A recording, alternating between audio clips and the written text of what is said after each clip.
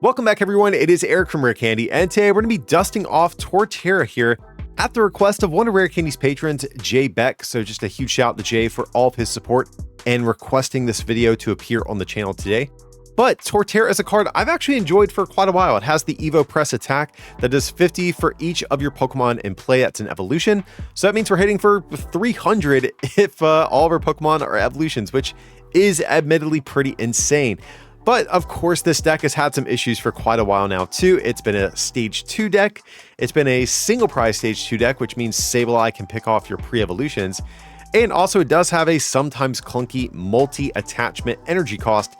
But I think this deck has really had a few nice buffs over the past several sets.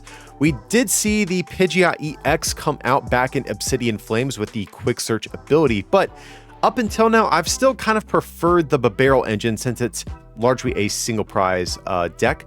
But the big new card that I think actually makes Pidgeot worth playing now is going to be Pidgey from the 151 set that gives you now the Call for Family attack that can help set up your basic Pokemon into play and get your deck set up just going a little bit easier in the early game. But before we get any deeper into this list and get in some games, if you guys do need any code cards to complete this deck for yourself, feel free to check out our friends over at PTCGLstore.com. Use coupon code RARECANDY at checkout for a discount, and Rare Candy's patrons not only had early access to this deck, but also have their own exclusive discount code for even bigger savings. Links to those will be down below in the description. But let's head back into our deck list for just a minute here, guys. Of course, Torterra is going to be our main attacker, but we are only playing 3 copies of this card, which I think looks weird, but I would actually argue is correct because this deck always hemorrhages a few prizes in the early game. But between the 3 copies of Torterra plus our super rods and also the Luxray as another attacker we can use, I don't think we're ever really going to need more than 3 Torterra in a game unless we prize a bunch for some reason.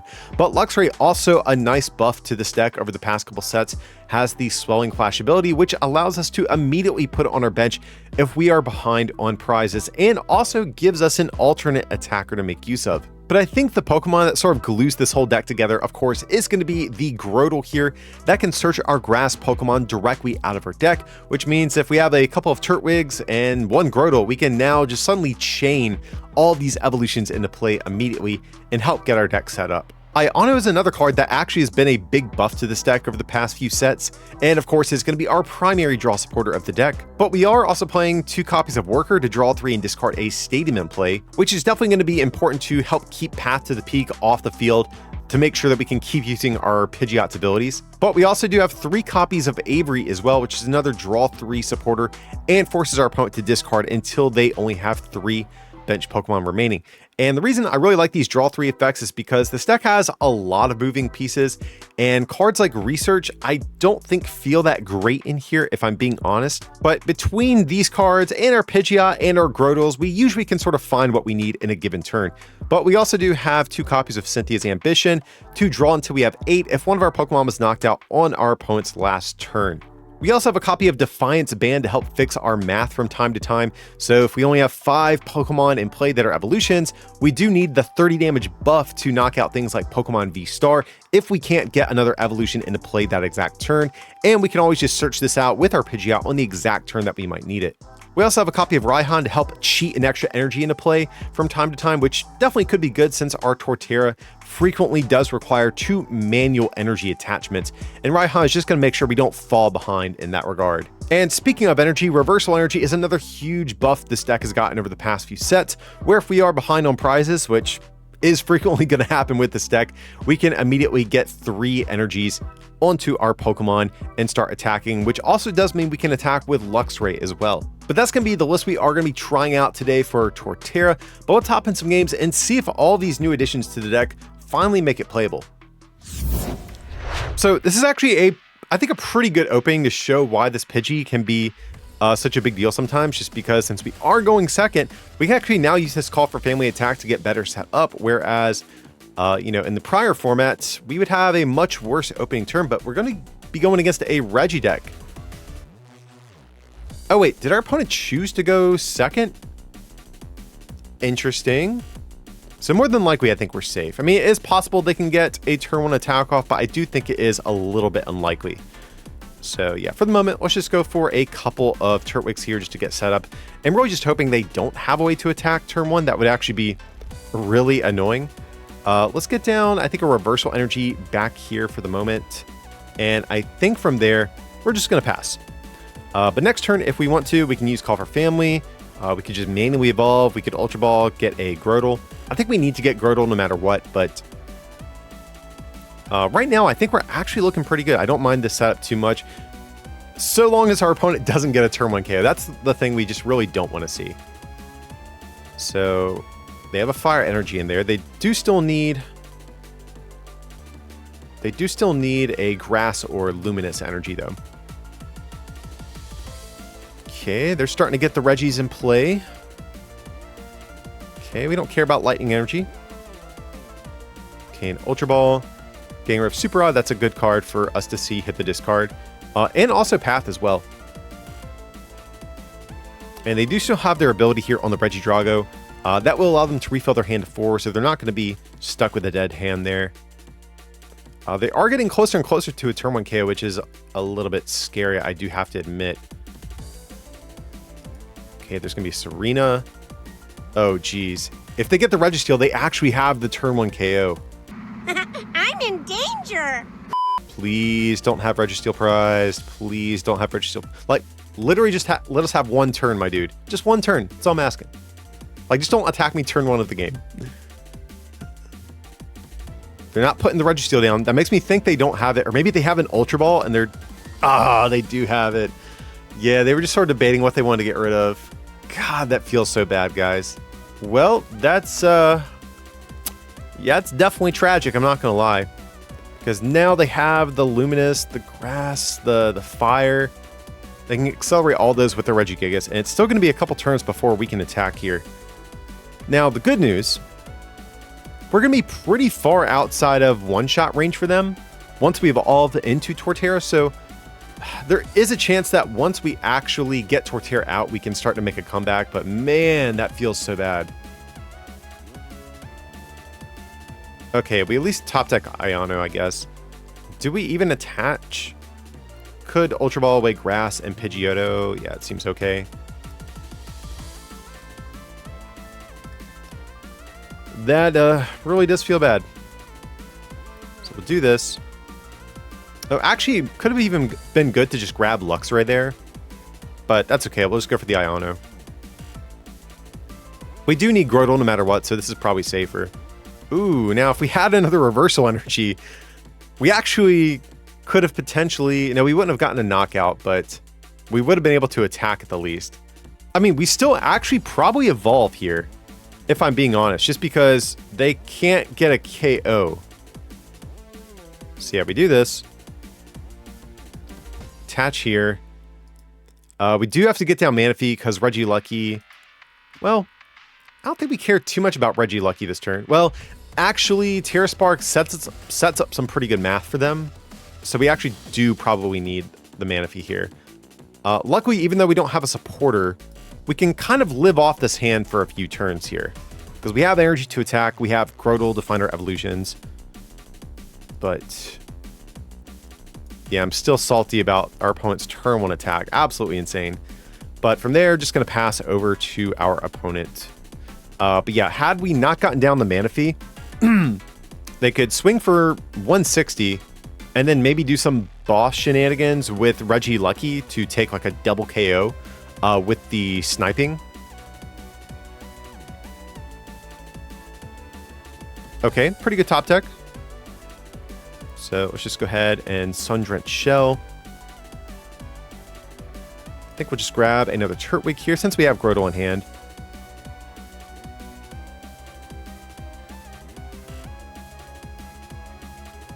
Sun-Drenched Shell again. Just grab another Grotle. No need to grab the Torterra.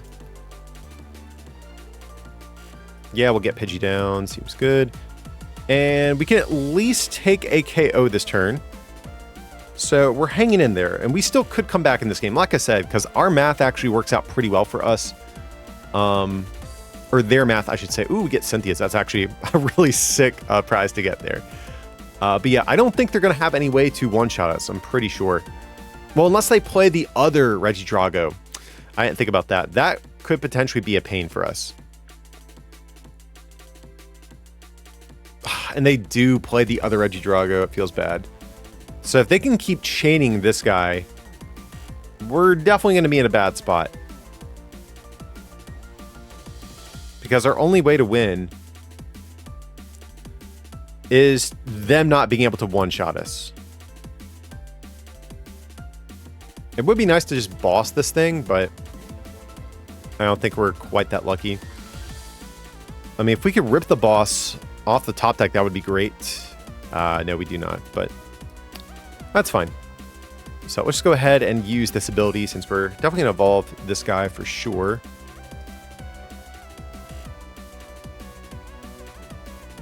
And seems like a good turn to actually use the Cynthias, but I think we'll use Grotle first and get another Torterra just to thin the deck a little bit more.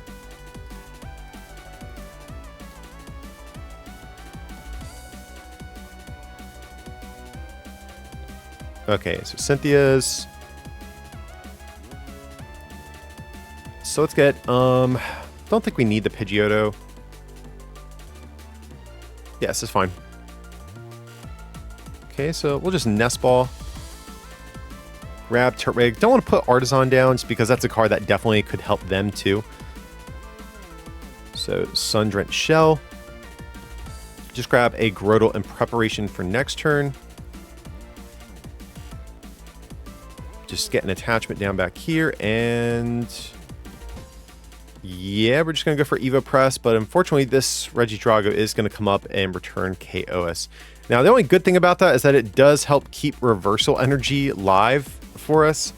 So there's that, I guess, but... Okay, Artisan, that's definitely a card we don't mind. So I don't think there's really too many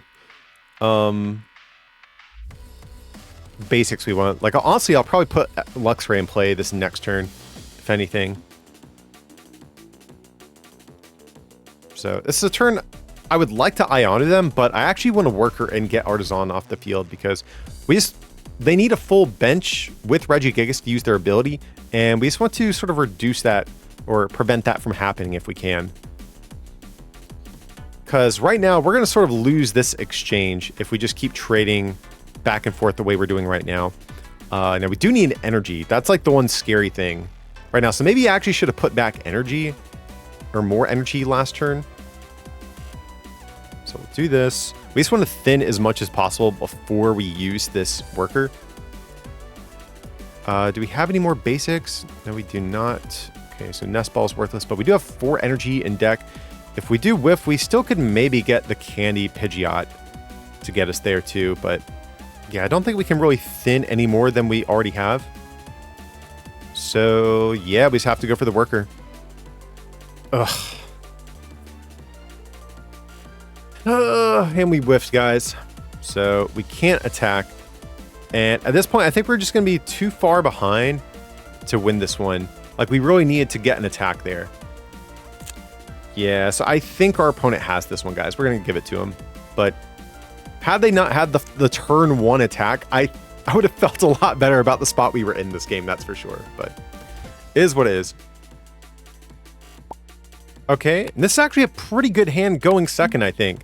Because we got the Pidgey to start the game with, but we don't have Turtwigs. And if this was like, you know, a Torterra deck pre-151, we would not have this sort of play at our disposal here. So this game already sort of showing off why the new Pidgey is pretty good. But we're going to be playing its Charizard, and this actually is something I don't hate. Charizard's weak to grass. We're a grass 1 prizer, they're a grass weak 2 prizer, so you do the math on that. Like, yeah, they have the Arceus here to maybe try to play around that, but other than that, they don't really have any great options. Like, even if they attack with Pidgeot, if they're playing the Pidgeot, we have Luxray to deal with that too. So I think on paper, Charizard's probably actually one of our better matchups here. But the one card I am curious if they're playing is the Mawile, which has been popping up in some of the Charizard lists. That could maybe throw things off a little bit for us. But, okay, we did top deck a Turtwig, but I still think we go for the Call for Family no matter what here. So we'll do this, And yeah, we're just going to start setting up behind Pidgey.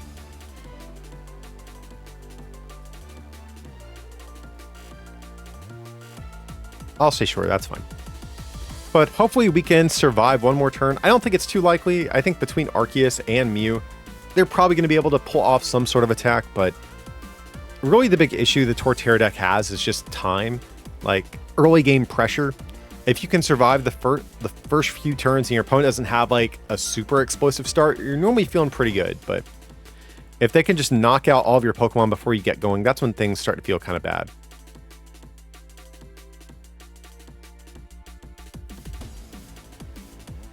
Okay, see a Battle VIP pass. That's not rare candy or Ultra Ball, so that makes me feel a little bit better about how this turn might go for us.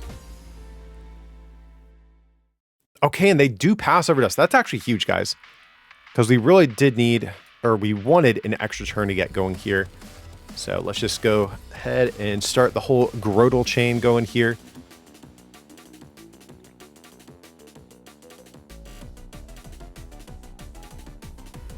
So let's just go ahead and grab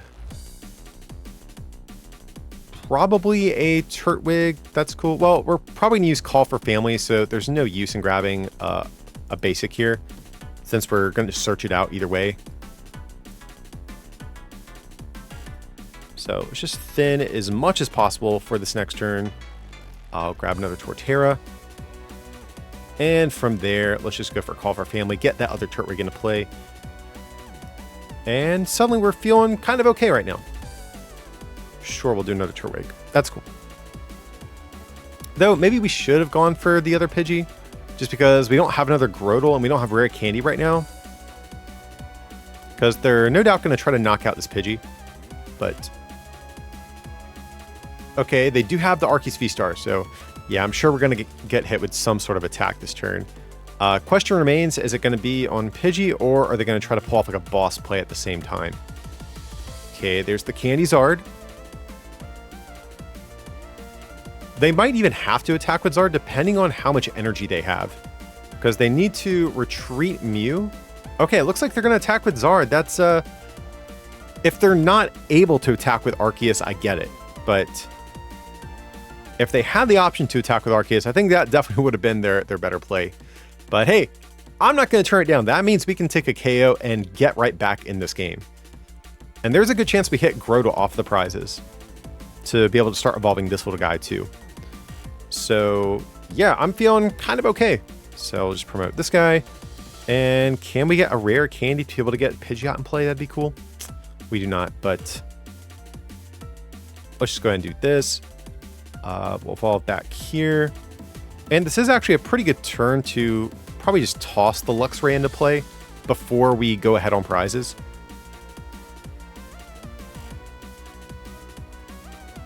And Evo Press for 400 on Charizard here. So yeah, this matchup feels pretty decent overall, but the big issue that we're going to be facing is, okay, that's pretty good prizes, but the big issue we're going to be facing is just chaining attackers, because since we're ahead now in prizes, reversal energy is not going to be that great for us. Now, if our opponent whiffs an attack on this turn, okay, but there's the Ultra Ball, so they might be able to candy into another Zard, but yeah, this might be a turn where we have to just sort of sack the Pidgey and just start attaching to like a bench Torterra. Okay, but there's gonna be Charmeleon, so we actually might be safe for a turn, which I would say would make us pretty fortunate here. Oh, but they do hit the rare candy. Okay, so they were just thinning. Man, I was kind of looking forward to having another turn to set up a little bit more energy, because that's now our current issue that we have. But if we can top deck rare candy or Raihan,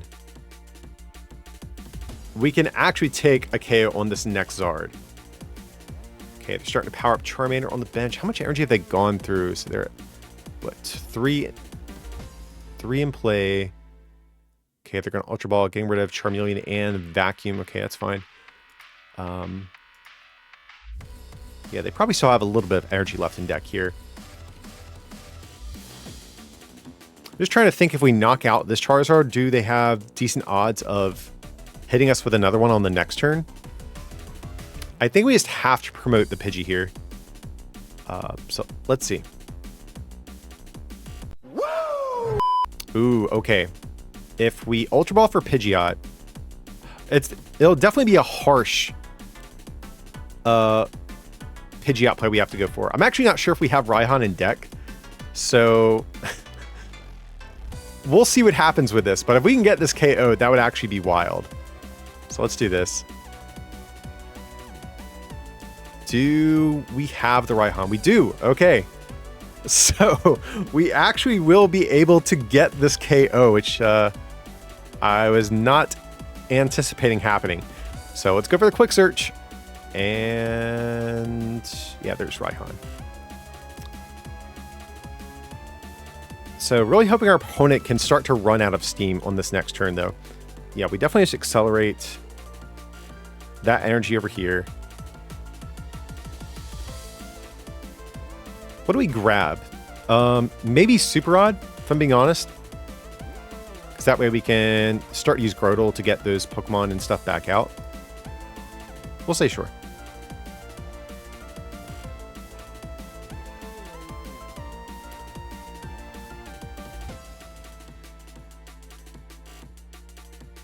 So from there, Sun-Drenched Shell.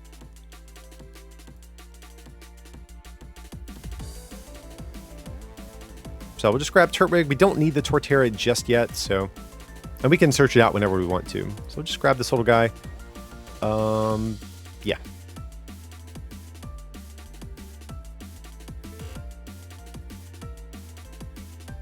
And this is where having a second Raihan would be good, but...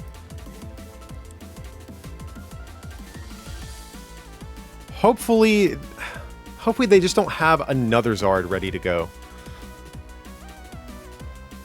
Okay, 2 pretty good prizes. Now, one thing I am... Oh, there's going to be Roxanne. Kind of annoying. One thing I am a little bit afraid of is just not being able to... If they get this KO, us not being able to like stack energy safely on the bench. Oh, but they whiffed the Zard. Okay, I feel like there's no way we're losing this one now, guys. So I'm just going to quick search. We just go for boss, right? And that's game. I was going to say we could start stacking energy, but they still have multi-prizes in play. So yeah, that's just game. So we'll just boss the Arceus V back here. And yeah, that kind of lost them the game, benching the extra Arceus. But either way, I think that's still a pretty good matchup for us. So Torterra is going to take down Big Bad Charizard EX. And yeah, so definitely one of your better matchups if you do run into it with Torterra. Alrighty guys, that's going to do it today for the Torterra deck. And like I mentioned at the beginning of this video too, huge shout out to Jay for requesting this video to appear here on the channel today. And if you guys have been a little bit bored of the format and are looking for something different to switch things up with, definitely feel free to try out the Torterra deck. Admittedly, it does still feel a little bit shy of where I think it needs to be like a true tier 1 or even tier 2 deck, but it still has pretty good matchups against a handful of things in the format. So if nothing else, feel free to take it for a spin. But if you guys did enjoy today's content, as always, remember to leave a like on the video. And if you're feeling a little bit extra generous, you can always become a patron at patreon.com/rarecandytcg or pick up some merch at rarecandytcg.com. But as always, thanks so much for watching, and I'll see you next time.